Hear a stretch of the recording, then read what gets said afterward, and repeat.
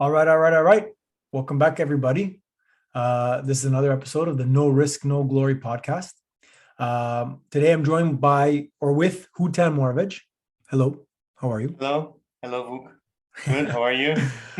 Just a quick reminder for everybody who's listening to the podcast. The point of the podcast is essentially, bring on guests that I know and that I respect to tell me their story, to bring bring forward experiences that were good for them, that they learned from, and to inspire you, the listener, or anybody really thinking about making a or taking a risk with your life, not in like a severe sense, but like kind of to achieve different things and new things. It might, these stories might inspire you, and if they do, amazing. Let us know, let me know, and we'll keep running it. So, Houtan, thanks for taking the time. I'm excited. Thank you for inviting me. Yeah. I'm excited too. I mean, full disclosure, you and I have known each other for like a long time. 20 years. Yeah, 20 years. We're in business together. We work together. We talk almost every day. So, the questions that I'm asking you, I pretty much know the answer, but you never know. You might say something that surprises me. So, how's your day so far? Not bad, not bad. Just hoping the spring starts sooner than later here, I know, so right? we can actually spend some time outside. It's been treacherous. It's like every time it dries up and clears up, it snows the next day, Yeah, it's been a rough winter so right? far. I'm hoping, yeah, we'll have a good spring and summer. Yeah, we'll see. We'll see. We got, staying positive is the first part of the equation.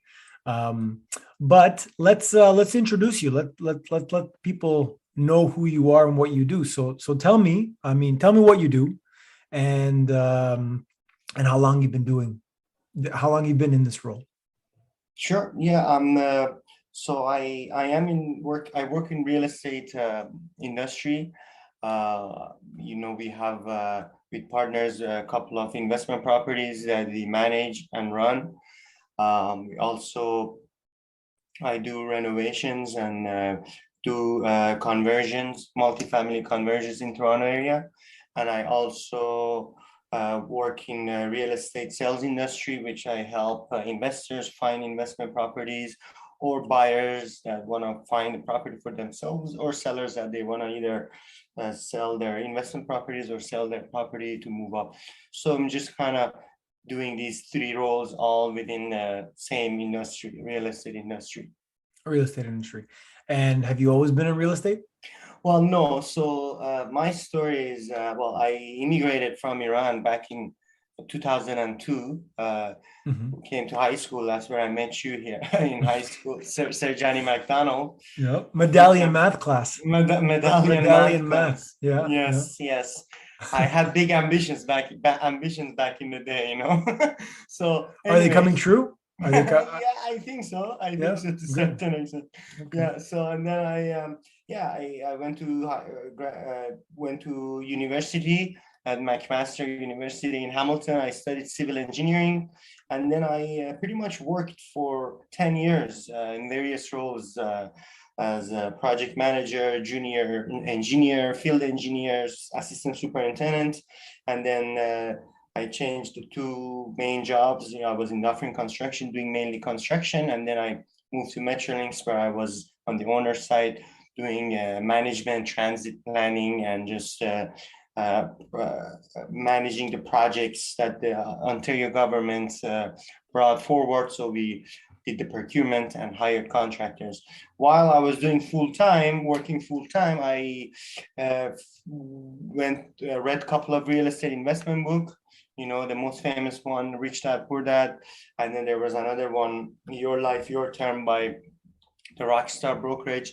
And so it got me really interested about investing in real estate because I saw how people are building long-term wealth with real estate, and it actually made sense, when I was reading it, and made sense that continuing on with just an employment and work and getting income, I wouldn't be able to get where I want to be. So I decided to, while I'm making money, while I have a solid income, let's just start investing in real estate. So started investing in real estate. We bought 2 properties together, and then bought a couple of more properties in downtown Toronto, and just kind of grew the portfolio. And then while I was doing that, about like 4 years ago, I figured, what, I'm doing all these things, finding tenants, leasing units, looking for properties, buying properties, and figure, what, might as well, let me just get my license, because I can do all these things for myself. And what, just based on the experience that I've built, I can help out the clients that want to do the same thing. And then I started doing that part-time for about, I would say, 3 years. I did that part-time. And it was good. It was working out well. Every year was doing better, but obviously it was just a lot of time, doing my own job, working in the weekends, in the afternoon. So I figured, what, it's time to just pull the plug and what, just go all in, because at the end of the day, whatever venture you want to do, if you're not all in, it's not going to work out. You're always going to get a part-time results. So I decided that, what, let me just quit my full-time job. And it was a very tough decision because I had a very good positions. I had 5 people working for me, and it was nice, a fairly easy job, prestigious job. I liked it, construction industry, government, good pension, all that stuff. So I decided to leave that. That was about last year in February. I left the job and I got into real estate full time. And it's been a good year so far. I mean, it's been ups and down. Some that has some stressful days, but overall, I'm very happy the decision that I made. And now I'm here. We work in the same brokerage. We talk about investment properties and just do this full time. It's fulfilling and satisfying. So you had the golden handcuffs. I did have a golden handcuffs for the longest time, and whoever you talk to, majority of people, they kind of scare you and say, "Oh, and never is a good time, right? There's never a good time, right? I mean, it's good to plan out and at least build some nest egg for yourself, before going in on yourself. But yeah, I had a golden handcuffs, and I've had a good life, good income, good work-life balance. But you know what? You're only limited to 2 weeks of vacation or 3 weeks of vacation. You want to leave. Whereas now you get 0 days off. Right. Well, I mean, you get your work and life is kind of all in one, right? Exactly. Even if you go away, you kind of have to still work, but it still gives you a freedom that it's worth the headache and all the other things that comes with it, right? Exactly. And just having somebody set a time and schedule for you, that wouldn't work for me, right? So yeah, I decided to do this, and yeah, it's been good so far. What do you think makes you what sort of qualities do you think make you good at your current in your career right now as a real estate agent, as an investor? What sort of qualities have you picked up that make you good at what you do now? I mean, just being on your own and having your own business, you gotta have to be a very a well-rounded person, right? For example, as an engineer working in a office, you don't have to have a good social skill. If you're a good technical person, if you know how to design bridges and roads and highways, and you can get away and you can have a very good career.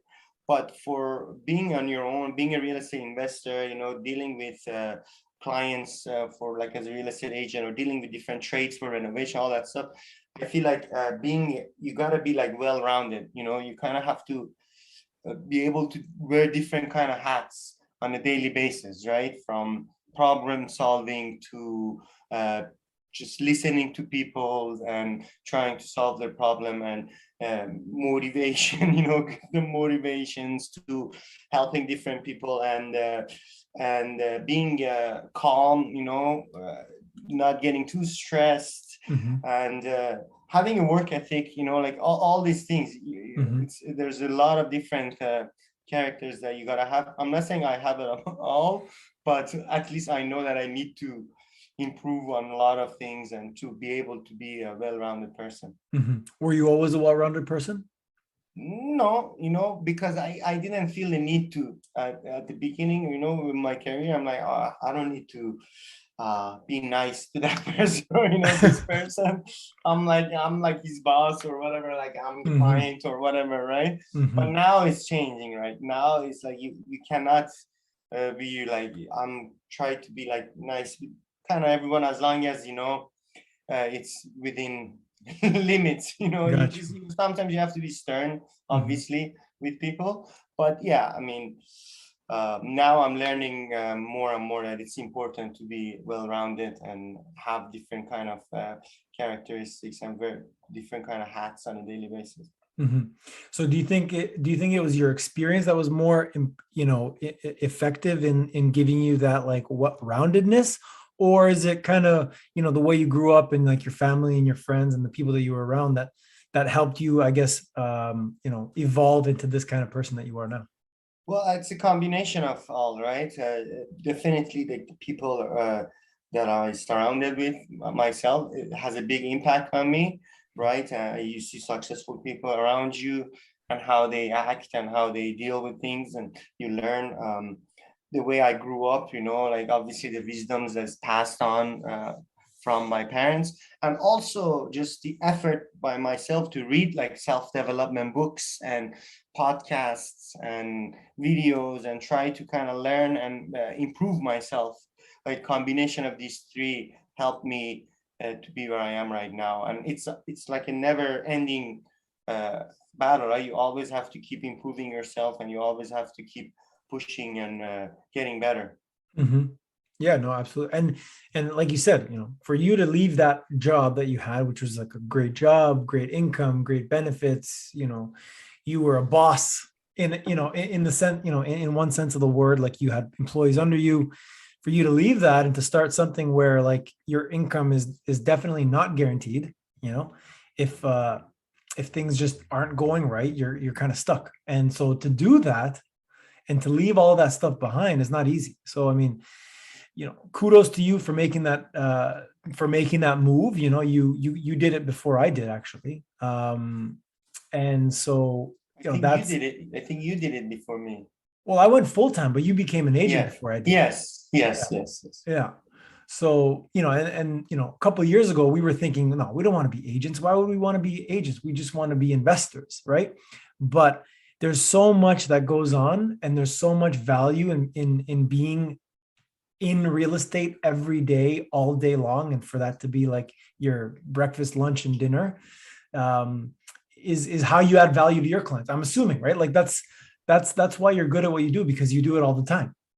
Like versus being part-time, really, how can you help somebody if they spend almost as much time looking at prices and looking at trends and things like that online as you would, being a part-time employee?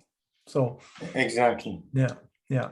So tell me, what was like a really big decision, okay, that forced you to like kind of sweat, like you're really sweating, and you're weighing your options. Should I, shouldn't I, shouldn't I? What was that? And then take me through like the thought process of how you kind of made a decision. Well, I mean, many decisions, any investment property that I bought or we bought, it was one of those decisions that I sweat, because again, like there's never a good time, right? There's never a good time for big decisions. And so anything that I bought, like a big purchase or like the big loans that I had to take from the bank, definitely scared me a lot, or just the decision that I left my job, right? That was a big decision. I sweat about it a lot and was afraid. But yeah, I mean, the thought process was honestly, like at the end of the day, is just I usually what I do is I usually plan and think, but then when it gets to the certain point, just what, I'm just gonna do it. Just do it, and then we'll face with the consequences, because the being in a nimble and like being in the middle and not making a decision is a lot worse than making a wrong decision. Mhm. So my mentality is, okay, you know what, I want to make decisions, and sure, out of the decisions that I make, maybe like 50% of them are wrong decisions, right? But at Mhm. least I can face the consequence, I can learn from the decisions, and next time I won't make that decision, right? But at least I want to just keep moving forward and make decisions. And yeah, sure, I'll sometimes fail, but sometimes I won't, right? And I just keep going. And then you get hit and you just get up again, and Exactly. you just keep going, right? Yep. It's yeah, and it doesn't change. Like even now, I mean, I still like doing like work around the house or doing things. I still make a lot of mistakes, right, on a daily basis, because sometimes I maybe make decisions too fast, right? Yeah. And Yeah. but then, like again, like if you don't do those making decisions, no matter how many books you read, no matter how many podcasts you listen, at the end you just kind of have to do it. Exactly. You're gonna get in, So and you're what was gonna. it? What was the inspiration to make you want to take that move, knowing that, oh my God, this could blow up in my face? Like what was it that did it? Was it your desire to be free? Was it your desire to become wealthy? Was it your desire to set an example, for example, for somebody? I don't know. Like you tell me. Yeah, definitely the desire of freedom, right? Time freedom. And what, for me, it's not all wealth, right? I'm sure, yeah, definitely I strive to be like wealthy, but that time freedom and the freedom that you have, that you can spend time with your friends and family whenever you want, if you want, right? That was my always the fuel. And you know what, I want to build and design a life for myself and my family that I can be free and kind of live life on my own term, in Mhm. a way, right? And Mhm. not live life on my boss's term or my organization's term and Mhm. all that stuff, right? So that's what was my uh, biggest fuel for making these hard decisions. Mhm. And then the second one, yeah, I mean, I like to be, wealthy enough that allows me to have that kind of lifestyle. So, okay, so all those things having been said, what led you into real estate? Like, why do you think real estate will give you those things? Well, I mean, because for me, I mean, sure, if I was like a tech entrepreneur, sure, like you could design a app or build like some tech firm that can probably make you a lot more wealthier. But for me, based on my skill set, based on my background, right? For me, it was real estate, and based on the books that I read, real estate was the one asset and one tool that I think allows me to have that kind of lifestyle. Is just because there's many benefits to owning income producing assets, right? And we got to treat them as like businesses, right? Like any investment property that we buy, or like, it's like a business, right? And from the tax write-off to like income for life kind of thing, to appreciation, to debt pay down, to all that stuff, it's like multifaceted asset that allows me to have that lifestyle freedom. Mhm. Mhm. Yeah, I mean, look, I agree with you because I'm in the same I'm in the same business, and at the same time, we happen to we live in Toronto, and this boom that we're seeing that we're going through, in my opinion, I don't think it happens all the time everywhere. Like this is pretty much like this is a moment in time that we get to take advantage of rising prices and a growing population, which is what gives you that like rental income that's going to be perpetuating, for basically for forever. As long as people need a roof over their head, they'll pay rent. But it's like, do you take advantage of this moment now, or do you keep sitting around on the sidelines, for hoping for some crash that's not based on anything, you know? Yeah, exactly, and it's the fear too, right? People, like even me myself, sometimes when I want to make a decision, yeah, I go on Twitter or I listen Yeah. to news, and I start like, and I'm like, okay, oh my God, like I'm not, I can't do anything. Why am I doing this? Sometimes you just gotta like turn off the news, Yeah. turn off Twitter, and Yeah. just focus on your craft and your mission and your goal, right? And stick to that, because sometimes a lot of it is just like noise, right? Yep. And noise that's just gonna distract you from where you want to go, and you just gonna kind of have to have the conviction to Exactly. go all in and just put your. Obviously, you don't want to be reckless, right? You don't want to become like emotionally attached to these like investment purchases or all that stuff, right? It has to make sense, but there's always a risk in anything, right? Yeah. Any purchase you do, there's a risk, but yeah, I mean, right now we're in a place in the world that is very unique Yep. in terms of like the population growth, in terms of all the government funding for infrastructures and for all these massive like transits that they're building. I Yep. mean, if it's not supported by the population, then they wouldn't Exactly. spend billions and billions of dollars building new subway line, new interregional railway system, and all that stuff, right? So, yeah, definitely we're lucky that we're in this spot. Yeah. And I mean, at the same time, everything that's going on in the world, I mean, like you said, there's just so much noise. There's way more noise now than even before. I feel like I feel like this year is even more challenging than like the COVID crash, because at least with COVID, it was like this is the one thing, right? Versus now that's like, okay, it did, that happened. It's kind of behind us now. Now there's all these kind of residual effects and things that are coming out of the woodworks that you don't know how they're going to impact. You don't know how they're going to impact the world. I mean, this Russia-Ukraine, situation in Europe is no good for anybody or for anything, really, I don't think.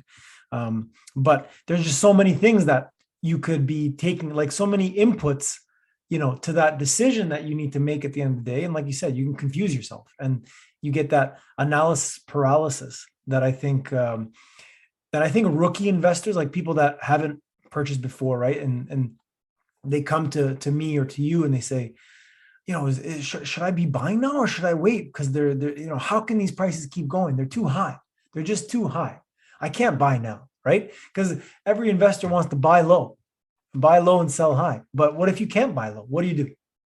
Yeah, exactly. What do you do? Do you just keep waiting or do you just buy high and sell higher? Yeah. No, Right? that's exactly what it is. And I think a lot of people confuse investors with like speculators, right? Yeah. And that's there are a lot of spec when the market is hot, when there's a boom that we've been seeing. Same with stock, with real estate. There a lot of speculators come to the market, and they start like flipping properties within like a year or like 6 months, and you see these headlines, this property was bought in June for 800, now it's 1.5 in like August. Like, Mhm. not that bad, but well, you know what I mean. But some things, yeah, some things, I mean, it's like they bought it for a million. Now they sold it for 1.6 in like literally 6, 7 months. Yeah, and but whoever comes to me and they want to buy investment property, I say, if you want to flip in a year, don't, because you don't know, you never know, right?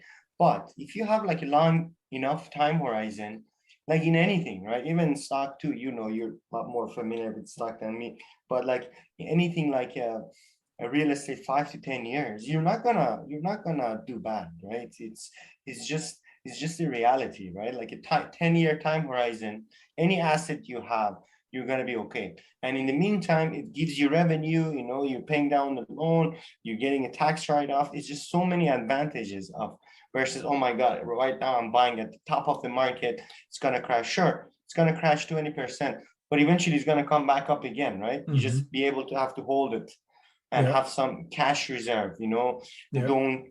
don't be reckless, don't spend all your money, just have a little bit money left, for your, in case of the any maintenance or anything, right? So Yeah. if you buy smart, you're gonna be okay. Yep. Okay, so let me ask you this. So as a real estate investor, you mentioned you're doing multifamily. So like what is your what's your outlook on let's say somebody's listening to this and they want to invest. Should they be looking at pre-con? Should they be looking at pre-con condo? Should they be looking at detached homes in Pickering and Oshawa? Should they be looking at multifamilies? Like where do you think the best kind of bang for your buck is right now? I mean, that's a very hard question, right? Because everybody wants the best returns, right? It's like, Yes. tell me, Mister, expert, real estate expert, tell me where should we be investing our money? Yeah, honestly, I think it all depends on your situation, right? Are you if like do you have all your funds ready? Are you getting paid in like lump sum? Like how much time and effort you want to spend? How sophisticated are you? Are you a handyman? Like, there's a lot of different things that plays, right? I mean, my answer is like anything. If you make it, any of the above that you mentioned is good, right? As long as again you buy smart Mhm. and depending on your situation, right? Usually when people come to me and they say, "Oh, do I buy this, that?" And I say, "Okay, like just tell me about yourself. Like, what's your situation? Are you working full time?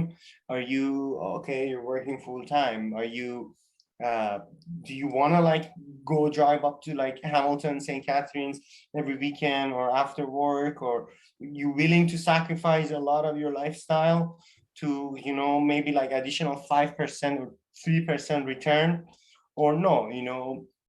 Yeah, I see a lot of people, like pre-construction makes a lot of sense for a lot of people. Because honestly, like a multifamily or real estate investment or like value add real estate investment may not be for everybody, right? Because it's a full-time job, right? It takes a lot of time and effort unless you go and partner up with somebody, right, as a limited partner, and that can work too, right? Mhm. There's many different ways, honestly, to invest in real estate, and they all work. It's Mhm. just what's your comfort level, and how you want to have that lifestyle, because at the end of the day we're doing all these things to have the lifestyle that we want, Mhm. right? Sure, you're gonna have to make some sacrifices along the way, but it all depends on like your level of comfort, right? Yeah, I mean, it reminds me of the quote, live life like most people won't now, so you can live life like most people can't later, right? You got to make those sacrifices and you got to put in the time and the effort, and only to see the results way down the road. Like, it's not a get rich quick scheme. Like, you're not going to get rich quick in this. I mean, maybe some people got pretty rich really quickly over the last 2 years because it was like this external exogenous event that came in that, like, just shook up everything. And some people that just luckily, I don't think anybody predicted what could have happened, but some people, they were lucky, they bought right before the crash, or they were smart enough to recognize, okay, maybe this is something, and they bought right at the beginning of that kind of recovery phase. They might have made some good money, but now that we're kind of past that, I think that, like you said, a long-term vision is much easier, and it also allows you to, if you've got that long-term vision during those rough times, because there will be rough times, there will be times of panic, right? That's when you have that conviction to hold and to not make those like emotional decisions, because like, it's all right. I mean, the price of real estate at the end of the day doesn't even matter, only when you buy and when you sell. Anything in between, it's like whatever, it doesn't really, who cares, right? Because it's not like you're gonna sell your house, just because it went up a little bit. What are you gonna do then? Then you're kind of priced out of the market. Plus, you got to pay Exactly. land transfer taxes and realtor fees, and there's a cost of doing that business that needs to be absorbed, and that can really only be done, over some period of time. So that's good. I like that. What are you looking at now? What are you working on these days? I mean, you've got the fourplex, right? And that's going relatively well. Tell me a little bit about that. Like, how's that journey been? Because, that was something that you weren't really familiar with beforehand. Yeah, that was again like one of another those decisions, Yeah. Like, that you make, that you sweated a lot and then you just kind of like do it, yeah. uh, the And when multi you bought it, I remember you saying like, "Oh my God, I overpaid. I paid way too much for this. Like, why did I do that?" And it's so funny because everybody goes through the same, that exactly. that buyer's remorse of like, "Oh my God, I bought at the top. The market's going to crash now." Yeah, no matter how many properties you have, and you get that buyer remorse for a moment, and then you just move on, right? You just Yeah. move on and focus on the plan. Like my plan was to pretty much uh, do the full-on renovation top to bottom, because the property hadn't been renovated for like long time before I got the position.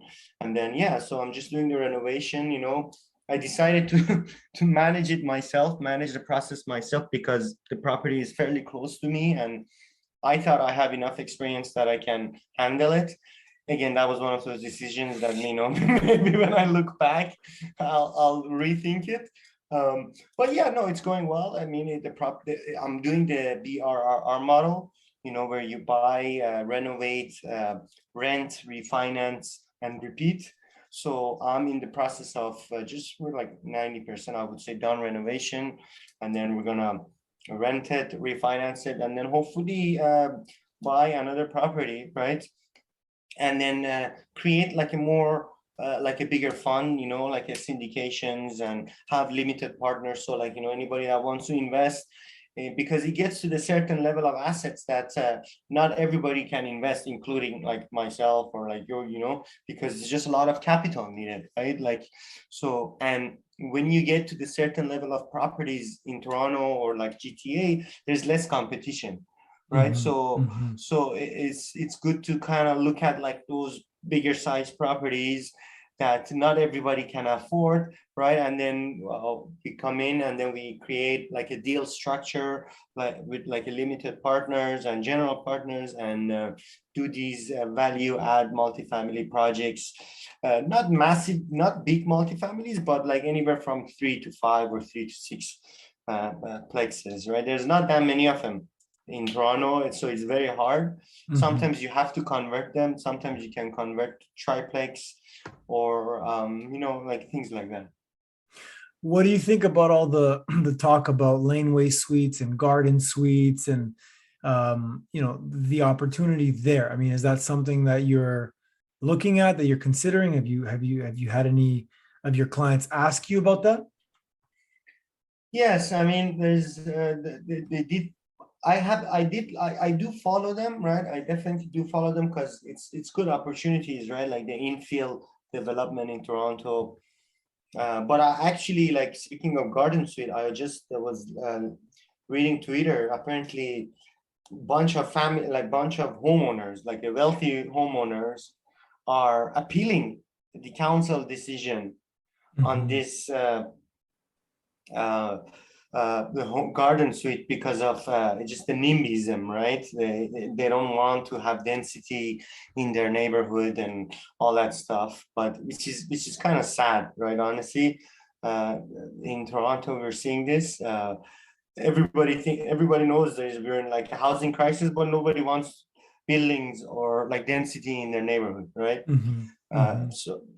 But yeah, no, I definitely, I'm looking at a garden suites, good opportunities, lane based, good opportunities. I mean, construction cost is a little bit high because of the tight spaces, Mhm. but especially for the people that want to live themselves Mhm. in the properties, right? And they want to rent out a garden suite or a lane based suite, that would be a very good opportunity. Yeah, yeah. I mean, um, the fact that you can build like a completely separate, independent unit, you know, away from your house, and make it big enough to almost house a whole family. Like, really, at the end of the day, it's like almost, as long as it costs less than you having to buy another house, it's almost worth it.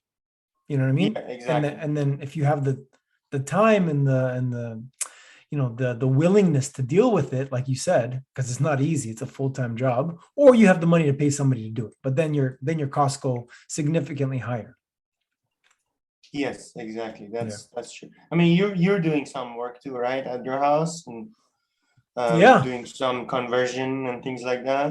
Yeah, because I think both of us have the same mentality, which is always look for ways to add value, because that's essentially how you create money like that, right? If you go and you renovate a property, and now you can sell it on the, you know, as in, let's say you bought it renovate let's say you bought it and it wasn't renovated, it was in rough shape, like you did with the fourplex. The only way to really make a return is to add value so that you can then sell it at market rates, and you've got to buy it, you know, low enough. But it's easier said than done, because by the time you get through all of the work that needs to be done, and then you consider all those closing costs, right? To make a profit is not easy. So then it's much easier to just buy it and hold it for a longer period of time. So I mean, you're keeping it, you bought a fourplex, you're keeping it a fourplex, but you've renovated the inside and now you've made it a lot more attractive so that the rents have increased. And that's how you've created value, Right. essentially. Right. Exactly. Yeah. And now you can go and refinance it at this higher, rental income, which will increase the value of the property, which gives you that equity boost, which is the money that you've created by doing the work that you did. Yes, exactly. And I mean, that's the exciting part about real estate, is being involved there. And you know what, just to go back to the question that I asked you, what's the best investment? I think the best investment is one where you can add value. So pre-construction is also one of those things. You just happen to not be doing it yourself. You're partnering up with the developer. They're doing the heavy work, like they're doing the development work, and that's adding value. So, like you said, it depends on your situation, but there's something for everybody. And based on what you know and what I know, and population growth, and us being in this like relatively well insulated geographic region in terms of like high employment, lots of businesses come and set up shop here because there's, this is where most of the people are in this country at the end of the day. It's not like we're in the US where, like, if you don't like it in New York, you can go to Texas. If you don't like it in Texas, you can go to, I don't know, Vegas or Nevada or whatever. Like, you're in Toronto, where else are you going to go to get the same kind of standard of living, let's call it? Yeah. I think it's pretty different here. I think here, that's the one thing that kind of stands out, is like, if you want to live in the city, you pretty much have Toronto as your option, or maybe Montreal, and then maybe if you want to talk about Vancouver. But Vancouver is pretty different. Like, it's not run by the same fundamentals that were run off here, I think. Yeah. Right? No, you're right. And then the GTHA, like the Greater Toronto and Hamilton area, it's a massive land and highly populated part of Canada, right? Exactly.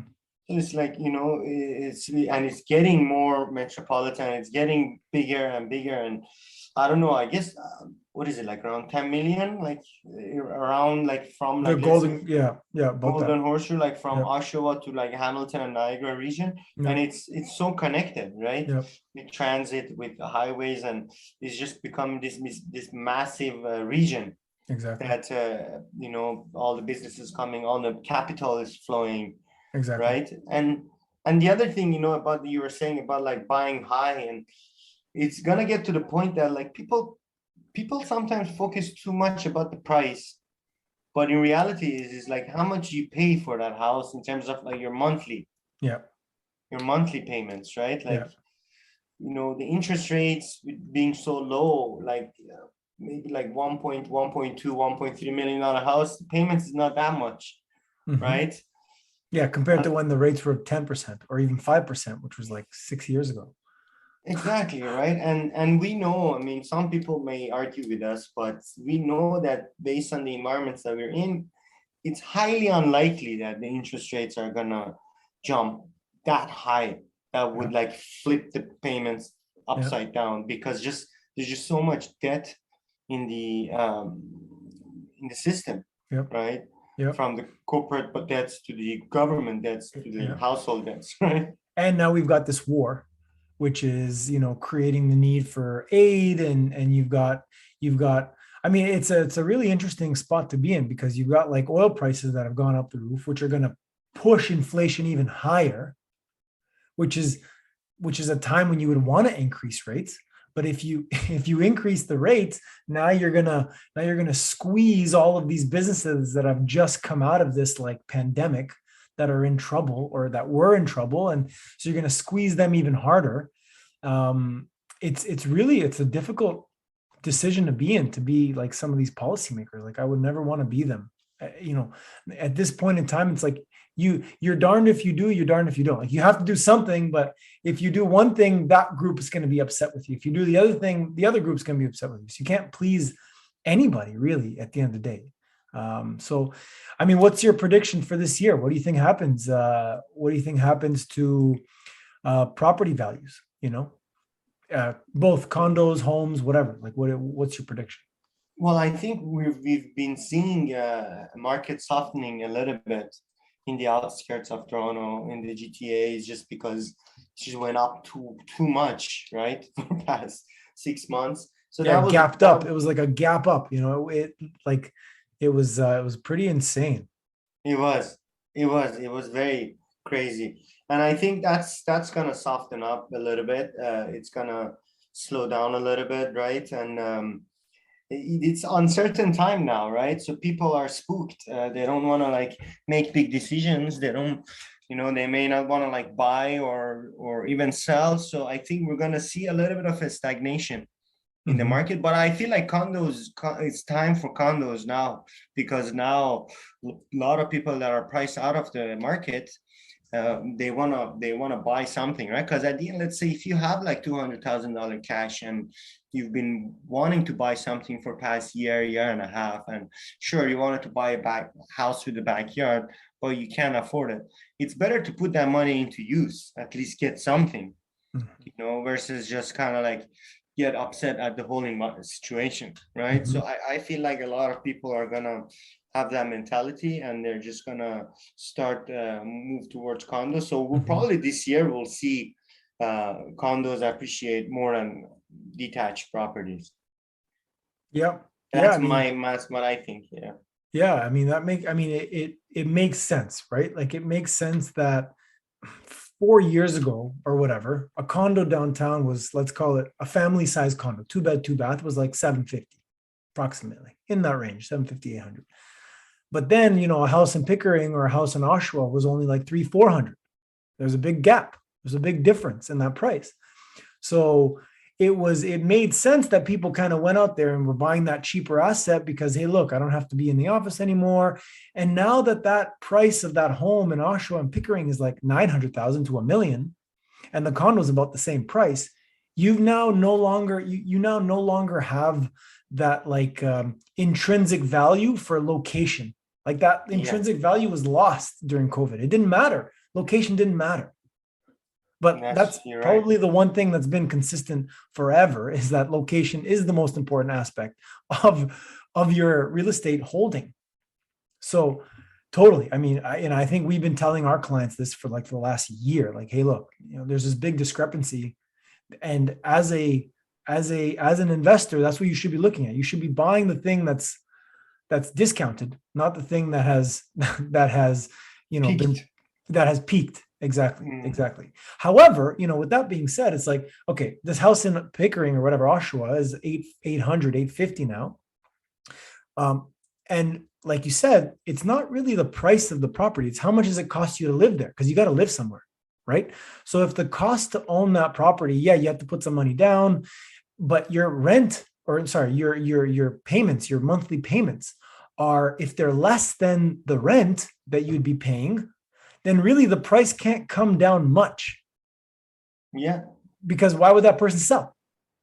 You know what I mean? Because if they sell, they're gonna have to still spend the same amount of money, and they won't own anything. So that's what I'm saying. Like, it's a unique space to be in, because this only happens once in a generation, I think. This kind of Yeah. like, crazy growth. I mean, it's been happening since like basically like the 90s. We've been on this like bull market, and we're in 2020. So that's been 30 years. So how much longer can this last? Yeah, that's you know? that's a question, right? Now, I think honestly, as long as the government brings people in, which is a very good thing, because that's how you grow the economy, like by increasing the population, right? If they come in, they work, they increase the productivity, the GDP grows. So it's a very good system, like what Canada done. Like we both are immigrants, right? Yep. So we.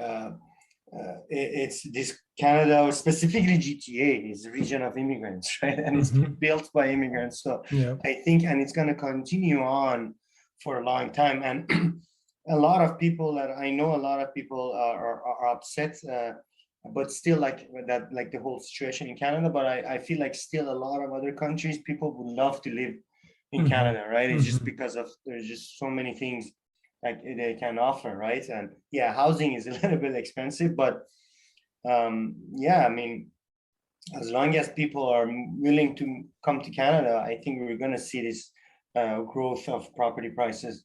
Yeah. And I think, I think the reality that everybody has to face is like life is not getting any cheaper. Like, yeah, the property might cost you more, but so is the bread that you're going to be buying. So are the fruits that you're going to be buying because all of that costs more now to get here. And, I mean, gas, I think I paid like $2.10 a liter. Like that's never happened before. Right. And I mean, it'll come down. I'm sure it'll come down. This is like a supply shock, right? It'll come down, but it's probably never going to be down to $1.50 like it was. Or, I mean, COVID, it was like under $1, which was like insane. But, Yeah. I think the reality is that life is getting more expensive. So now you've got to really think, can you get by with just the one job? Right? Like if you had stayed in your job, would you be able to buy the properties that you bought? Would you have No, the buying yeah. power? Maybe not. No. Maybe you would, maybe you wouldn't. But the point is, when you bought the property, I mean, or when you did a lot of the things that you did, you had almost two incomes. You had the T4 income, and now you've got this like self-employed contractor income, which has helped you. And I think that is something that like millennials, that's what they call them, millennials, like people kind of trying to get into the market. They need to focus on. I don't think it'll be enough anymore to just have one job unless you have a really, really, really good job, right? And you're getting paid like way above the average. But if you're getting paid average price, you really got to start thinking about a side hustle.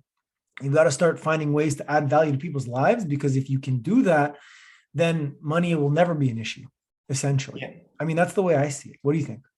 No, you're right. I mean, if you can help a lot of people, you're never gonna be, you're always gonna be wealthy because people value your time, and it's true. It's so true.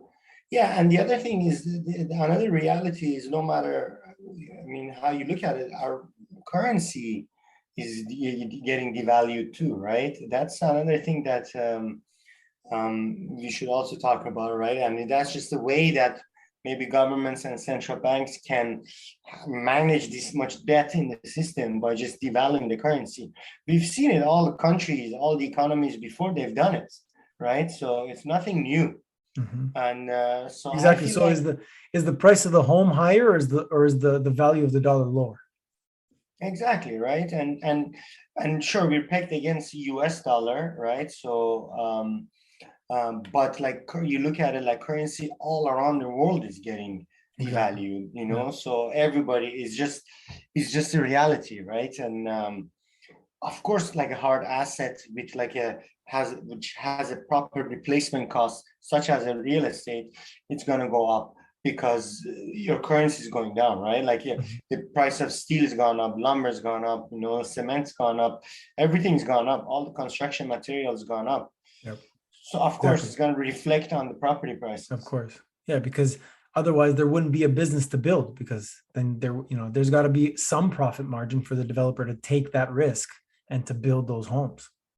Yeah, and it's a huge risk Yeah. with the bureaucracy that they have to deal Yeah. with the government, right? And so they sell like now, but then they build in like 2 years. So Yeah. there's a lot of price fluctuation between now and 2 years. Yeah.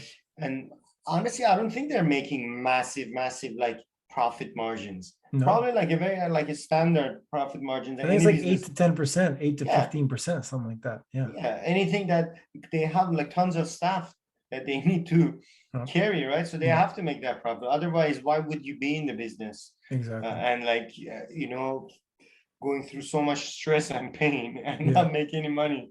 I mean, those guys must have been like sweating buckets when COVID happened, because they had all their contracts out, they had commitments and everything. And now you've got this like severe drop in prices, which, probably blew out their pro formas, right?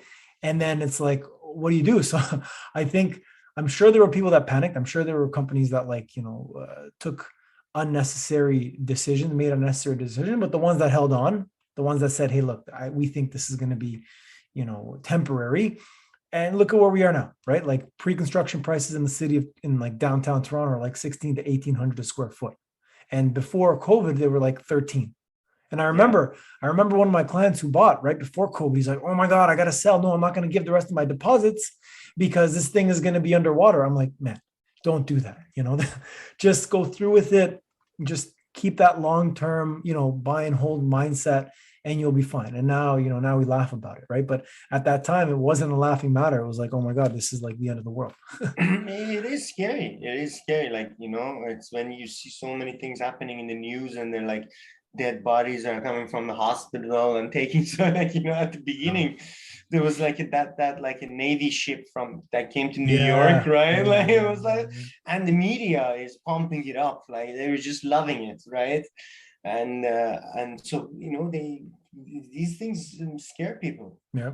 Yeah. They get So you the afraid question is, what's the next one going to be? What's the next event going to be? World War III? What are we looking at? Whatever it's gonna be.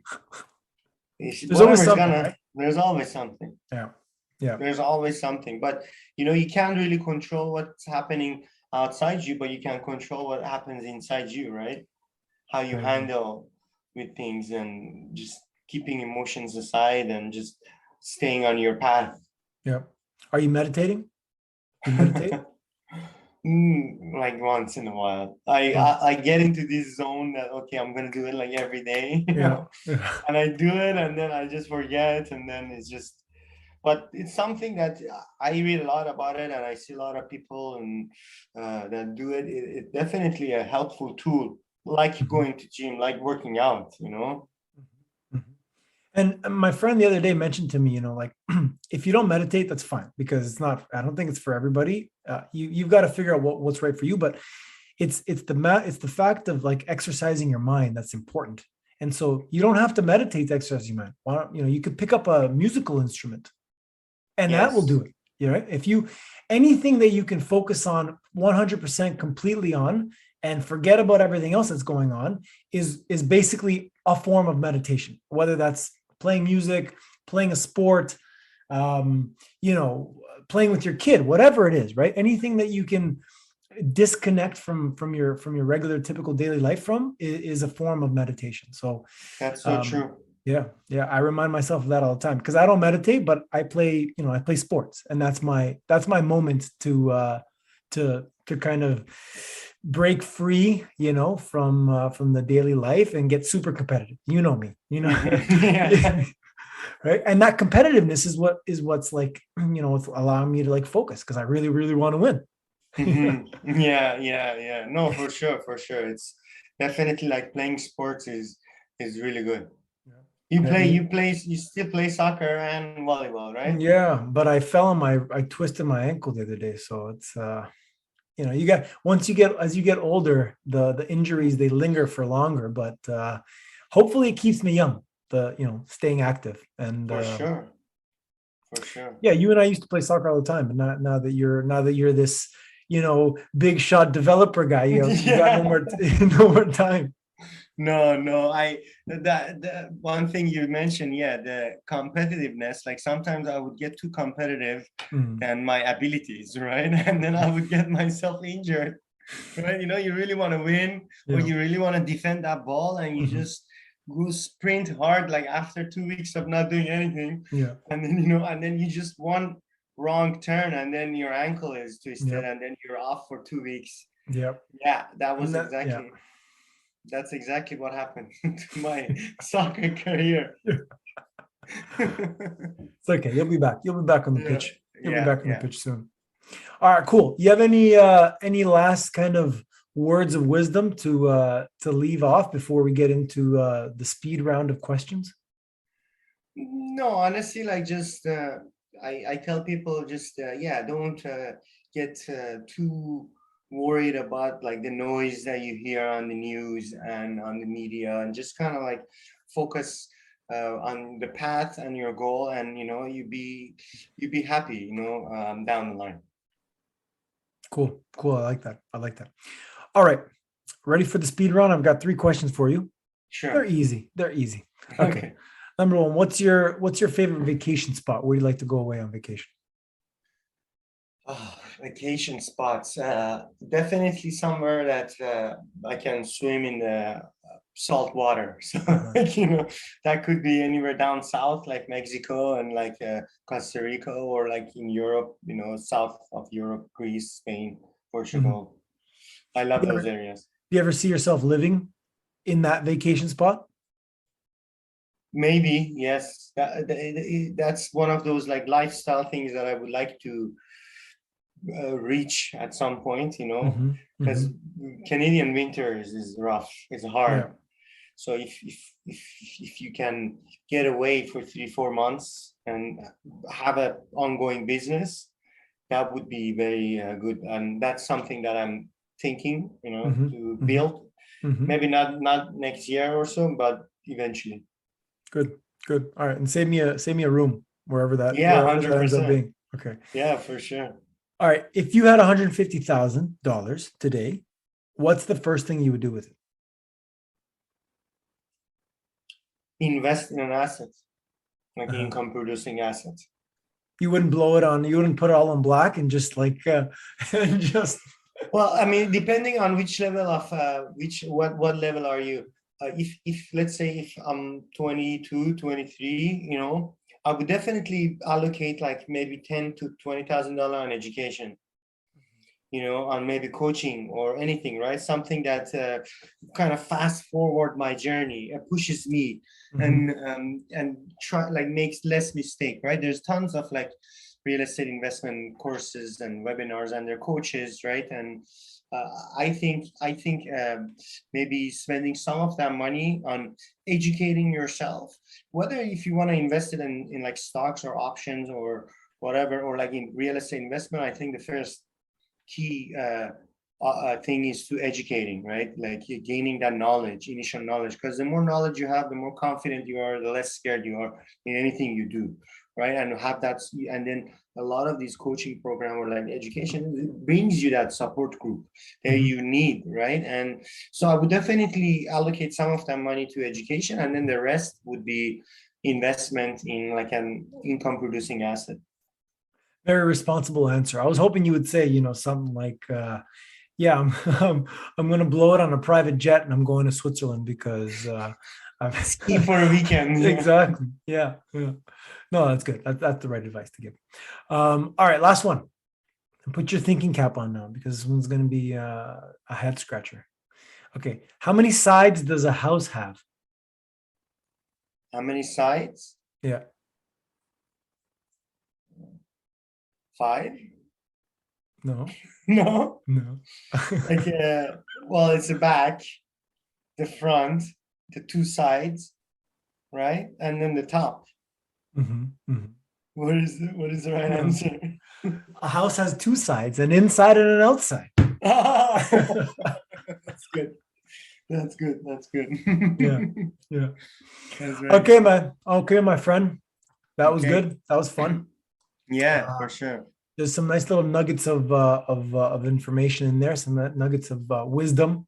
And let's do this one again. Let's bring on some of the people that we know For sure. and run this one again sometime soon. For sure. We'll do it, definitely. No, I appreciate the invite, and yeah, good luck and everything. Cool, cool. All right. Be Thank good, you. and All we'll see you right, you soon. too. All right. All right. Have a good day. Bye bye. I see.